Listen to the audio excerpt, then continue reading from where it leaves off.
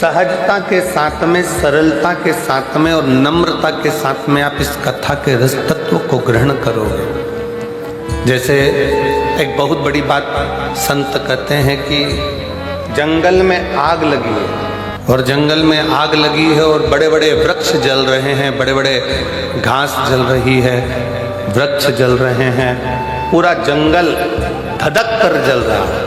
पर जंगल में आग लगने पर वृक्ष जल रहे हैं, घास जल रही है, पर पूरा जंगल जलने के बाद जब देखा गया तो उसमें जो छोटी छोटी दुर्वा थी, छोटी छोटी जो घास थी, छोटी छोटी दूब थी, वो दुर्वा नहीं जली, वो बच गई।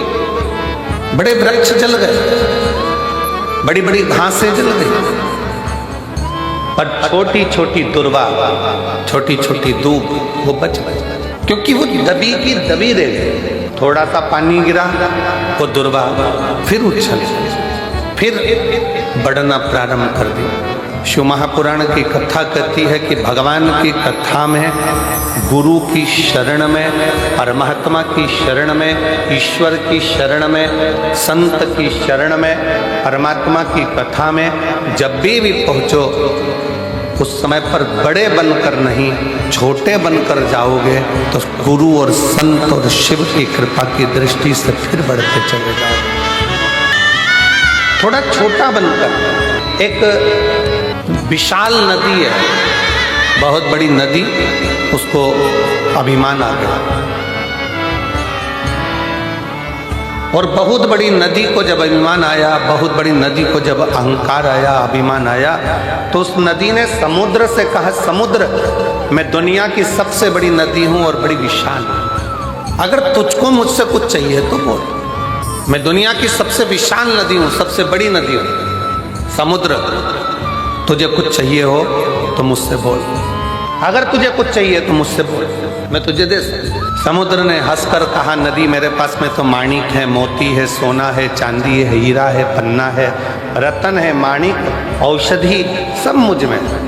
देवता भी मेरा मंथन कर कर इसमें से माणिक, औषधि, रतन सब निकाल लेते हैं, मुझे कुछ भी नहीं चाहिए, कुछ तो मांग ले समुद्र। समुद्र कहता है मुझे कुछ नहीं चाहिए, मुझे चाहिए ही नहीं। नदी ने फिर बार बार कहा कि समुद्र कुछ तो मांग, समुद्र कुछ तो मांग, समुद्र कुछ तो मांग।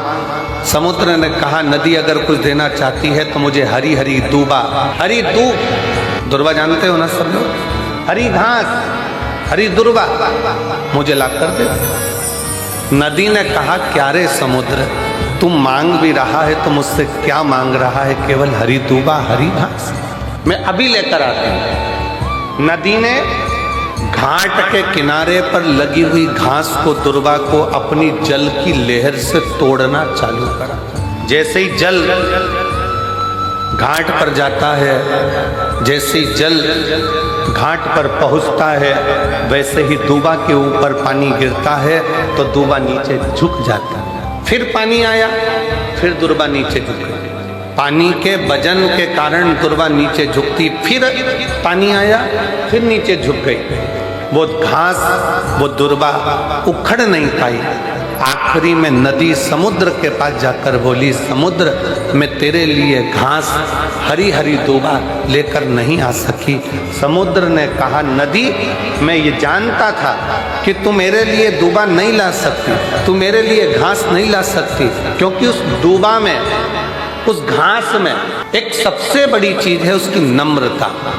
जैसे ही पानी आता है, दुर्वा नीचे झुक जाती है, और जो जिंदगी में झुकना जानता है उसे कोई उखाड़ नहीं सकता।